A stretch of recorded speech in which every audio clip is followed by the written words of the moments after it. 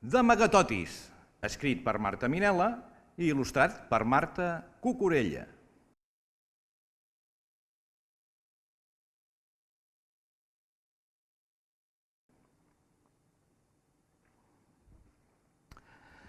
Tot sovint, quan em pregunten d'on soc, no em queda més remei que contestar que soc de fora, tot i que em sento decididament d'aquesta vila.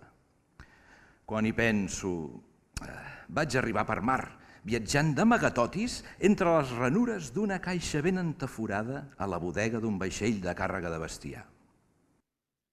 Després de tanta aigua al meu voltant, ja desitjava una mica de secar i poder tornar a iniciar una aventura. Ah, la màgia del temps, la màgia dels llocs, la màgia del qui sap què. De fet, la inquietud sempre ha viatjat amb mi, saps? Passats uns dies d'aclimatació, aventurant-me a Ramblamunt, vaig fer moltes coneixences bestials que m'animaven a quedar-me en alguns dels plataners que poblen la zona. Aquella oferta era temptadora, però tenia uns altres plans. L'opció de l'arquitectura dels humans cada vegada la tenia més clara. Calia treure el màxim partit sota un bon sostre. A més de l'escalf humà, sempre hi pots trobar algun animaló de companyia que acabi d'arrodonir l'escena. Ja ho estàs descobrint, no? A mi sempre m'ha agradat ser un intrús. Per tant, la decisió era clara. Calia prestar atenció i no badar per a poder trobar una escletxa descomunal on instal·lar-me.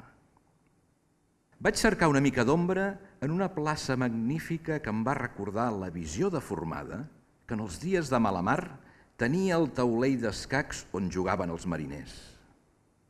Allà, sota una palmera, vaig sentir anomenar un indret que em va fascinar. A partir d'ara, buscaria aquell lloc amb inquietud. Aquella seria la meva nova adreça. Destinació final, la plaça de les Gallines. Aquesta combinació de paraules suggeria alhora una fórmula preuada per mi. Com abans t'he dit, arquitectura més animals, igual a casa ideal. I per suposat, d'algú devien ser aquelles gallines. Aquest era el meu objectiu. Per fi vaig arribar-hi. Un rètol enrajolat anomenava l'espai amb aquell nom. Era el lloc desitjat, però de gallines no em veia per enlloc. Sí, és clar, ja ho sentia dir a tothom que amb el temps tot canvia, però no podia ser. Tant de camí fet. He de reconèixer que una mica de desànim em va aclaparar. Però que no m'he passat tota la vida amunt i avall, sense parar. Vaig tornar a pensar, amunt, avall, ja us tinc! Vaig cridar enmig de la plaça amb molta satisfacció. A l'extrem superior, un fantàstic ornament estàtic mostrava una elegant gallina presidint el lloc. I n'hi havia 4, una a cada cantonada. Malauradament, però, tornava a picar sobre dur. Eren de ferro, ben rovellats. Més hi havia un no sé què en aquell lloc que em va fer decidir definitivament de quedar-m'hi a viure. Vaig pressentir que estaven com marcant l'encreuament en el meu mapa del tresor imaginari. Passada l'emoció del primer instant, vaig veure unes marques que em van fer afinar la vista. Duien l'inscrita la data 1640. I jo les coneixia ara. Aquí podré aconseguir el meu somni, vaig tornar a expressar en veu alta. No et pensis que tenia una pretensió molt gran. Jo sempre he viscut recollint tot el que puc aprendre dels altres, del món particular de cadascú. Jo, des que sóc a la plaça de les Gallines, he après moltes coses. Si vols, et convido a espiar una mica amb mi. Cada matí, quan la persiana de sota la gallina del sud-oest s'apuja, tot un munt d'andròmines apareixen rere l'aparador. En Cisco, A part del que exposa en atapeïts prestatges, matí i tarda tragina de totes mides un munt de capses, tamborets, calaixos, torretes, fora al carrer. Té molt clar que cal atraure la clientela. De treballador ho és molt, i el seu esperit actiu m'ha ensenyat a no defallir. A mi, però, tot aquest món de plàstic no m'és propici. Tan sols em reconforta, quan fa molt de fred, l'escalfor de tota la lluminària que gasta dins. A la casa de la cantonada nord-est hi viu un joier excel·lent, en Pep Lluïsó, el rei de les filigranes. M'encanta visitar el seu taller a la nit, quan totes les seves eines descansen damunt el taulell, on ell crea exquisides i refinades joies.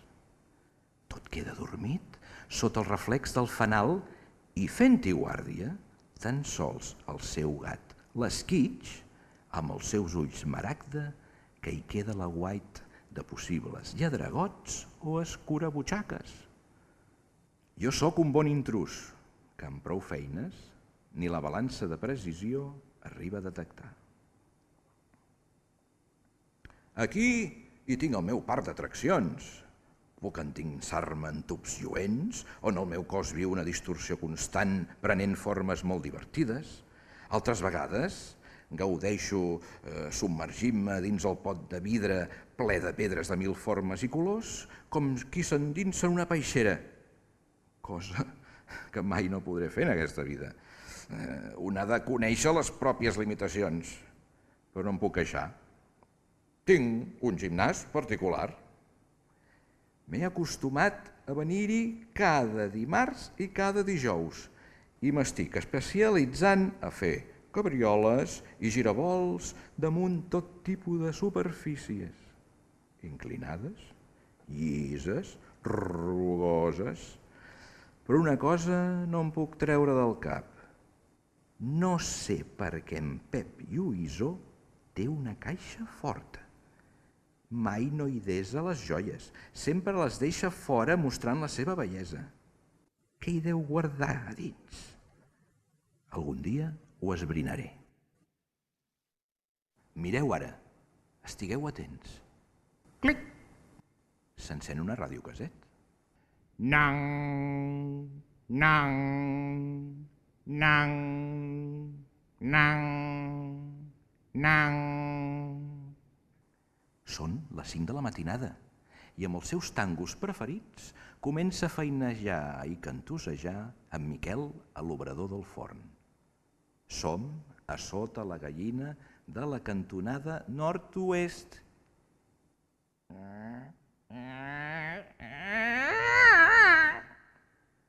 La seva persiana és la que més grinyola de la plaça. Per molt que dedica el seu temps lliure a engreixar-la, és la seva farina la que lliurement i amb una facilitat forassenyada s'hi torna a encastar en un tres i no res, fent-hi una crosta.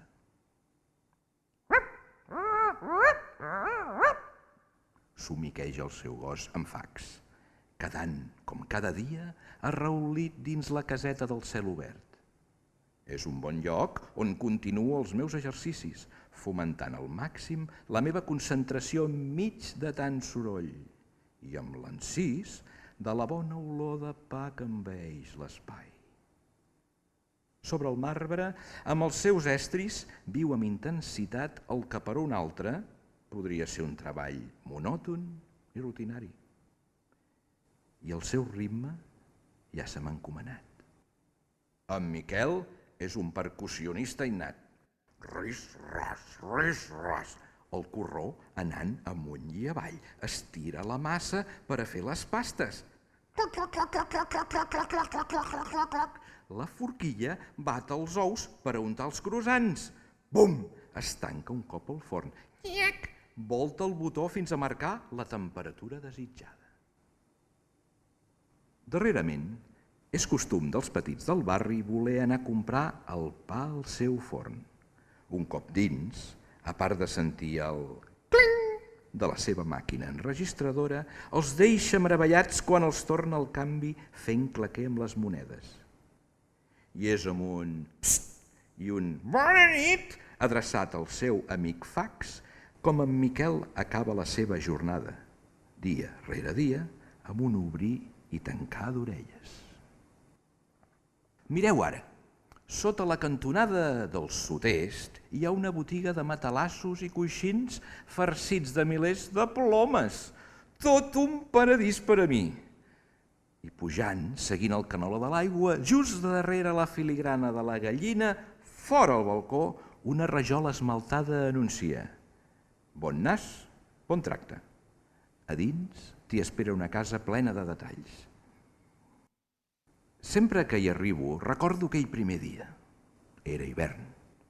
Sobre la taula, unes aromes de Montserrat acompanyaven una rajola de torró de crema acabada de ser cuita. Damunt d'una estufa, un pot amb una tapa foradada deixava escapar l'olor d'unes fulles d'eucaliptus. I al dormitori, damunt la calaixera, un mirall reflectia el gerro que m'ha ensenyat a apreciar les estacions de l'any. El pas del temps. Aquell primer hivern lluïa grèvol. Pel març, un preciós pom de roses. Al juny vaig descobrir la flaire característica de la flor de Sant Joan que amb delicadesa va anar a collir prop dels marges. I més tard es va mudar en un feix d'espígol. La Camèlia, la mestressa de la casa, omple tots els armaris amb bosses d'herbes perfumades. Sempre m'encanta fer la migdiada dins el calaix dels mocadors, on quedem ben enxubats d'aroma de codony. Tota l'obsessió per les olors li ve després de les trifulques que li esdevingueren tornant d'un viatge apassionant que va fer a Istanbul. Em va arribar, després de regatejar a disgust, amb un tapís esplèndid i amb un mico petit que en tan sols una setmana li va demostrar que era indomable. Li va deixar la casa feta un dalt de baix. Per al mico foraster, cada racó o peça de mobiliari era com una fantàstica gibralleta on podia fer les seves necessitats. El desè dia el va regalar un senyor que esporàdicament va trucar a la porta per a vendre un aspirador ecològic. Ella es va firar l'aspirador per a recuperar l'ordre inicial de la seva llar i va encolomar l'animaló aquell estrany. A hores d'ara, cada cop que la Camèlia passa a prop del tapís, en olorar la flaire que desprèn, aboca totes aquelles peripècies. Des d'aquell moment va quedar obsedida per les pudors i es va afeccionar a les fragàncies. Amb ella he descobert la fresca sensació de l'alfàbrega per a fer allunyar els mosquits o la fortor de la naftalina que fa allunyar les arnes. A mi, però, el que més m'embriaga és l'olor de palmó que prové dels balcons passant rams.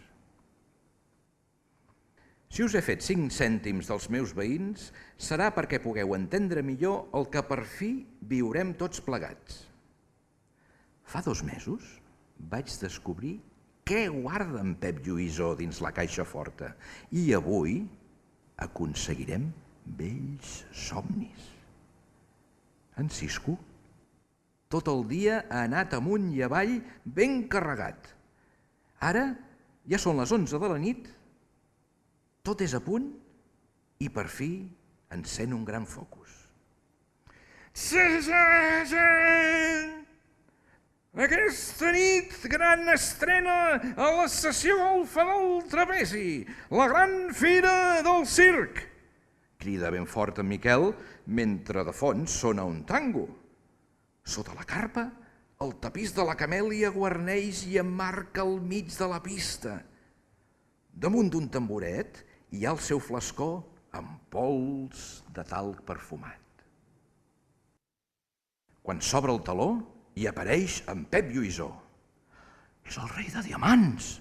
Una veu crida enmig del públic. Una gran exclamació sona quan alguns espectadors el reconeixen amb la seva antiga capa i barret de mag. Visca! Tothom arrenca un fort aplaudiment. Acompanyant-lo i de gala, la camèlia destaca amb un barret de plom estornassolat. Tot seguit, en un extrem, apareix l'esquitx amb un llaç de vellut morat i a l'altra banda, just davant seu, es col·loca amb fax lluint un picarol daurat sota el raig de llum caient cisco. Trrrm-pataximpam, trrrm-pataximpam, redobla el timbal. En Miquel torna a prendre la paraula i a través del micròfon, amb veu potent, anuncia: avui tenim l'honor de gaudir de la màgia d'una exhibició de doma, com mai no s'ha vist. Ara noto l'escalfor de la mà d'en Pep, que està a punt d'obrir la caixeta de vidre on em guarda. Per fi faré el que sempre he desitjat. Ara dirà el meu nom. Amb tots vosaltres, el rei de diamants i la puça!